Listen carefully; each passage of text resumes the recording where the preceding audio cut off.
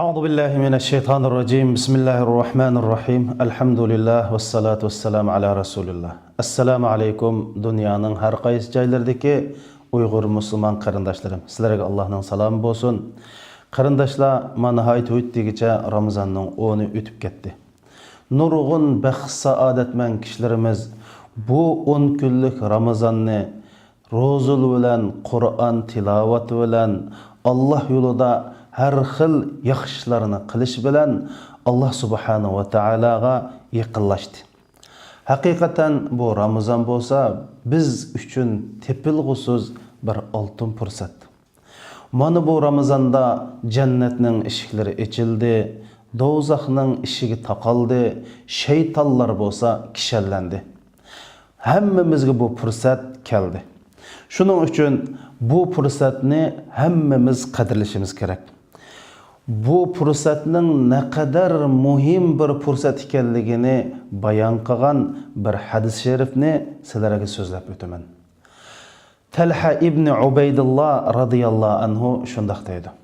Rasul akram sallallohu alayhi va sallamning qishig'a ikki odam keldi.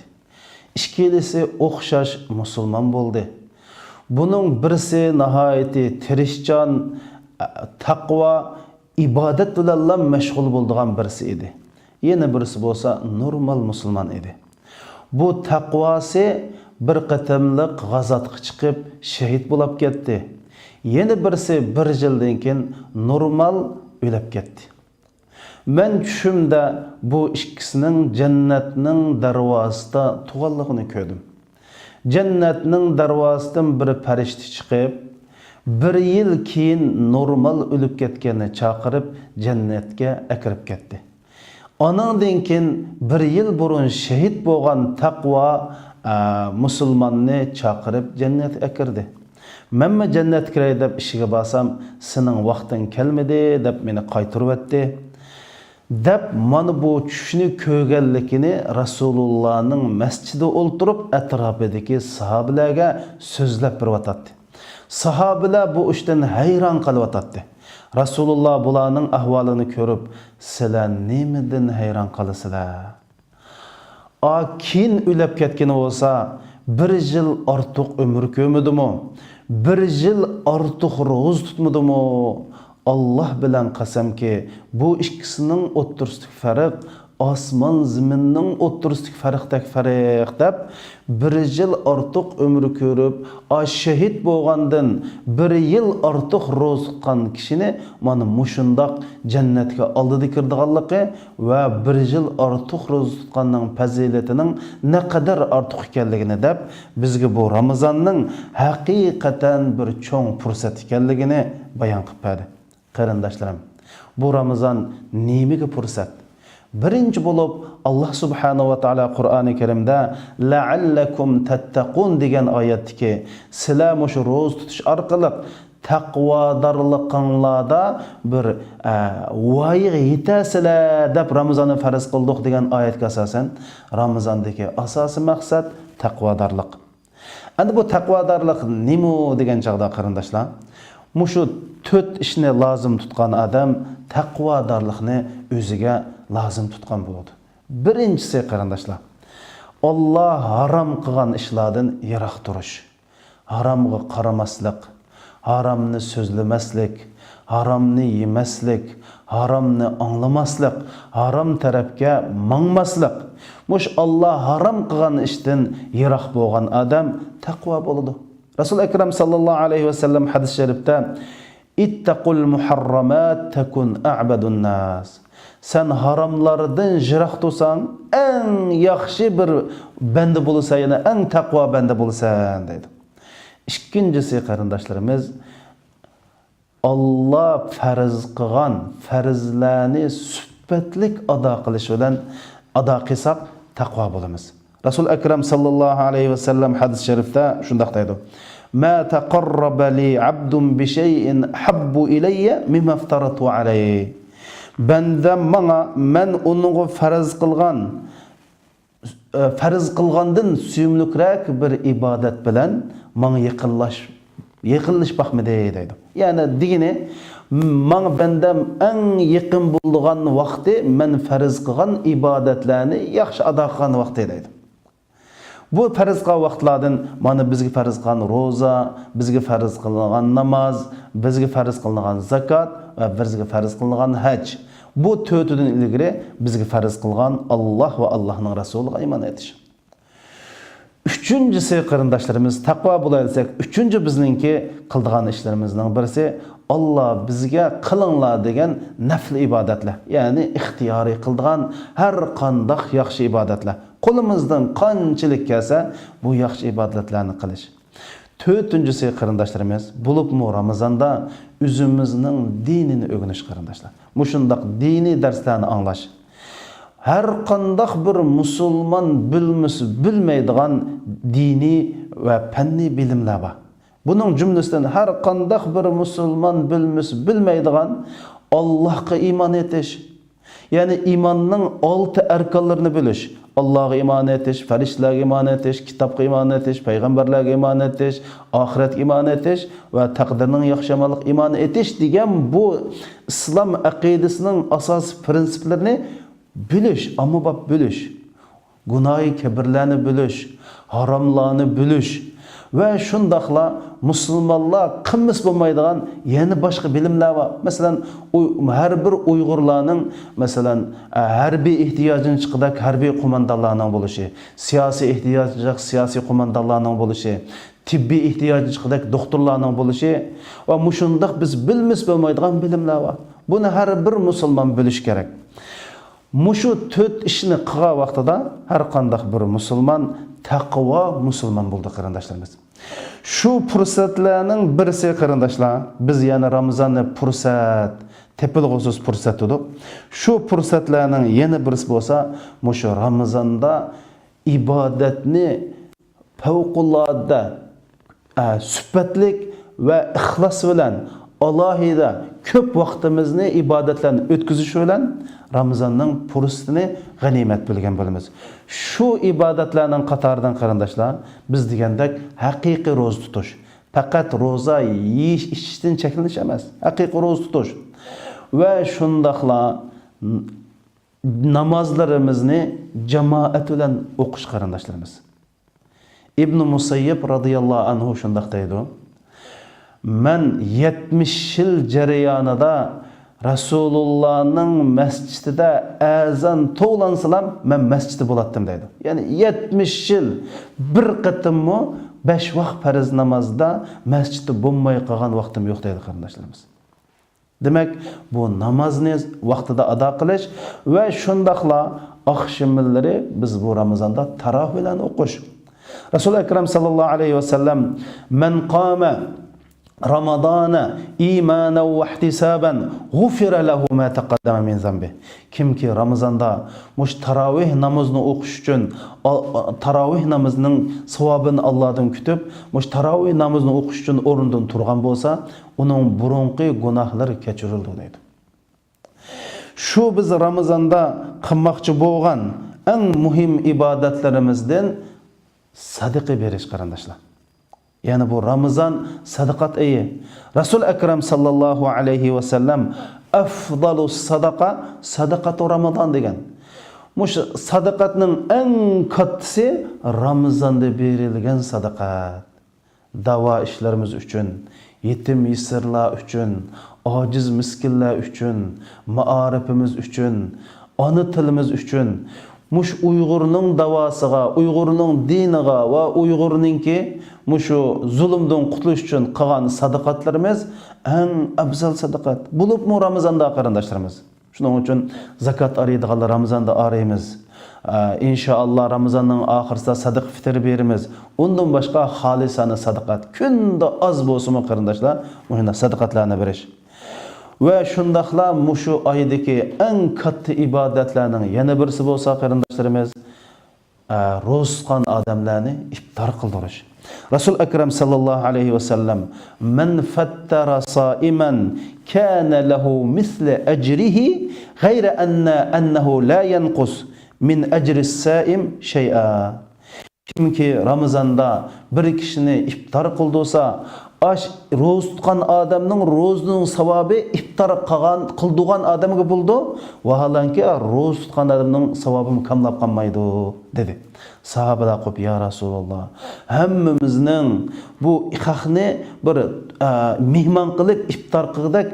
İmkaniyetimiz bo'lmaydi. Biz qanday qilamiz degan chaqda Rasul akram sallallohu alayhi vasallam agar sen bir yutum sutga bir tal xo'miga hatto bir yutum suvga iftar qildirsangmi mushu iftar qildiganlik bo'ladi degan. Shu Ramazondagi biz fursat bilib qildigan ibodatlardan Qur'on qarindoshlarimiz. Qur'on bo'lsa biz musulmonlarning, biz Uyg'urlarning qo'lidagi tepilg'usiz angishtar. Bu Qur'oni Karim bo'lsa bizning dinimizning birdan-bir muqaddas kitobi. Yer sharida birdan-bir qilib qolgan sog'lom ilohiy kitob. Mana bu Qur'oni Karimni o'qish, Qur'oni Karimni tafakkur qilish, Qur'oni Karimning qanday kitob ekanligini bilish biz uchun nihoyat muhim. Bo'libmi Ramazonda qarindoshlarim. Rasul akram sallallohu alayhi va sallam bir harf o'qigan odamga 10 dan tatib 700 gich savob berdiganligini degan. Shundaq bo'lgan chaqda bir bet Qur'on o'qisak oz deganda 5000 ajrning bo'ldiganligi hadis sharifda bayon qilingan qarindoshlarimiz. Bu oy Qur'on oyi. Qur'on o'qiy oladiganlar uchun bir necha qatim Qur'onni tugutish, Qur'onning tarjimasini o'qib tafakkur qilish, bilmaydiganlar uchun Qur'on o'qishni o'rganib olish ey qarindoshlarimiz. Bu oydagi eng katta ibodatlardan qarindoshlarimiz, eng muhim ibodatlardan mushu Ramazon oyida o'zgarish qarindoshlar. Bu Ramazon oyi o'zgarish, o'zimizni isloh qilish oyi. Bu eng muhim. Masalan, qanday o'zgaramiz? Masalan, Rasul akram sallallohu alayhi va sallam eng sahiy zot edi. Sahiy. Sahabalar deydi, "Kana Rasul sallallohu alayhi va sallam ajwadun nas" deydi. Rasululloh eng sahiy zot edi deydi. Va ajwad ma yakunu fi Ramazon.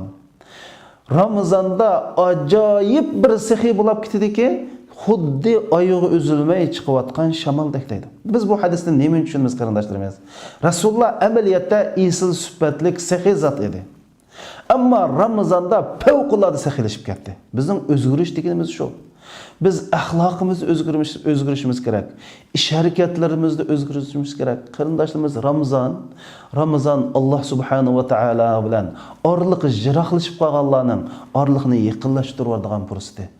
Ramazon ibodatlarga sus qarab, ibodatlarga ko'ngil bo'lmaganlarning mush ibodatlarga ko'ngil bo'lib, ibodatlarning sifatli qilib Allah subhanahu wa ta'alaga yaqinlanish fursati. To'g'ri, biz 11 oyda qarindoshlarimiz har xil dunyo alaqchiligi, uni qilaman, buni qilaman deb Alloh bilan bo'lgan aloqamiz sal jiroqlashib qolgan bo'lishi mumkin.